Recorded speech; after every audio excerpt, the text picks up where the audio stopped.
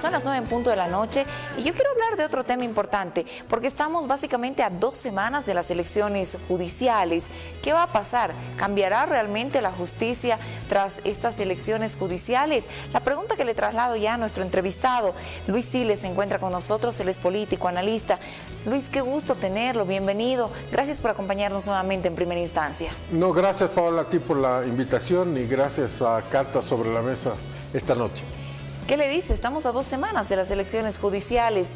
¿Cómo cree que se va a desarrollar este proceso? ¿Le tiene fe? Bueno, ha sido un proceso, un verdadero parto, ¿no? Y ahora se está volviendo una especie de aborto, porque solo se van a realizar las elecciones en la mitad del país y para la mitad de los cargos. Esto es como si alguien decidiese construir un edificio, la mitad nomás, ¿no es cierto? Y la otra mitad dejarla así al descubierto. Yo creo que francamente no tiene ni pie ni cabeza. Como usted lo decía, la pregunta de si las elecciones han resuelto la justicia en algún grado es definitivamente no.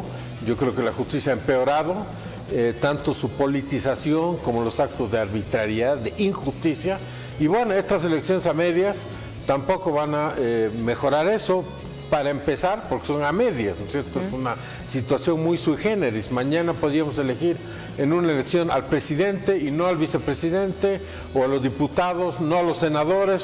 Esto es realmente un desorden demasiado grande. Ahora, ¿esto va a dejar un antecedente, bajo su criterio, nefasto para procesos judiciales, donde un tribunal constitucional puede decidir sobre un órgano electoral? Definitivamente, yo creo que esto está generando desorden tras desorden y una complicación que ya nadie va a entender nada de aquí a un tiempo. Es un pésimo precedente, se supone que los poderes son independientes y que el Tribunal Electoral es un poder independiente de los otros y que no debería haber inmiscuirse sistemáticamente en decisiones de otro poder, salvo en algunos casos muy extremos y excepcionales. Pero ya se ha vuelto la costumbre que si yo no estoy de acuerdo que usted me haga una pregunta como periodista, voy a ir a presentar un amparo y la voy a enjuiciar.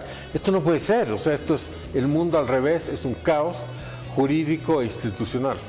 ¿Por dónde viene la salida, la solución a este tema bajo su análisis? Yo creo que el próximo gobierno, sea el que fuere, tiene que agarrar el toro por las astas, hacer una reforma constitucional, sacar el tema de las elecciones judiciales, que es algo que no se lleva a cabo prácticamente en ninguna parte del mundo. Ahora México nos está copiando y hay un gran debate y un gran enfrentamiento allá sobre esto. Y volver a un método más racional, menos costoso también, de elegir a las autoridades judiciales y hacer una revolución en el sistema de justicia, ¿no? Porque el sistema de justicia no está funcionando y ha empeorado con las elecciones judiciales. Pero definitivamente hay que sacar de la Constitución la obligatoriedad de hacerlas estas elecciones. ¿Cuál es el afán político que hay por detrás, según su criterio? Bueno, el afán es controlar la justicia, ¿no es cierto? Tanto el gobierno de Evo Morales, como incluso el de la señora Áñez, como ahora el gobierno del señor Arce, lo que pretenden es controlar la justicia para que les favorezca a sus fines políticos y a otros, incluso no tan políticos, más prosaicos. Pero esto es una pésima idea, ¿no es cierto? Porque obviamente hace de que determinados grupos políticos controlen la justicia y los ciudadanos comunes y corrientes no controlan nada y no hay justicia para ellos.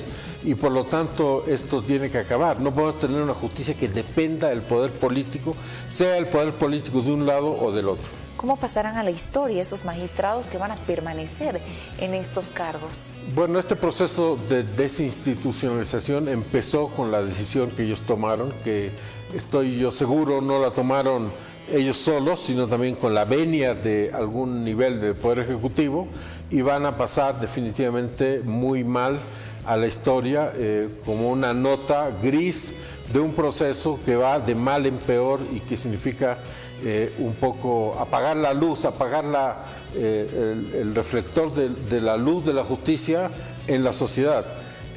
Mañana se podría cuestionar todo lo que ellos han hecho y lo que han hecho los que están debajo de ellos, y esto es algo surrealista. No creo que hayan muchos casos en el mundo o en América Latina donde se ha producido algo así.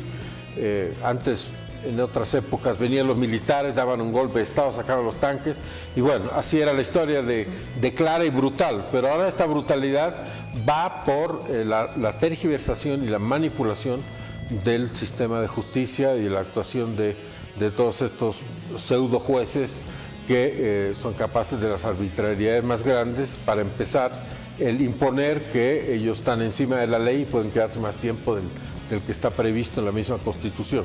Para cerrar la entrevista, por favor, Luis, ¿en qué quedó el papel del legislativo que debería haber tratado de frenar lo que usted nos describe en este panorama con esta actuación de los magistrados? ¿En qué quedó también la actuación de los asambleístas?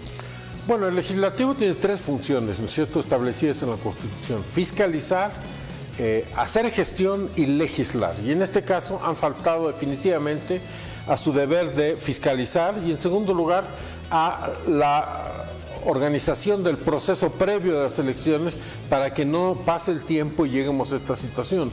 Definitivamente aquí hay una corresponsabilidad de los diferentes niveles del Estado, el Ejecutivo, el Legislativo y el mismo Judicial, pero la Asamblea, como primer poder del Estado, donde se expresa la voz de los ciudadanos, son los que están más en falta y los que deberían ser, digamos, los sancionados con mayor énfasis cuando eventualmente se haga un juicio de responsabilidad por todo este desastre que nos afecta a todos.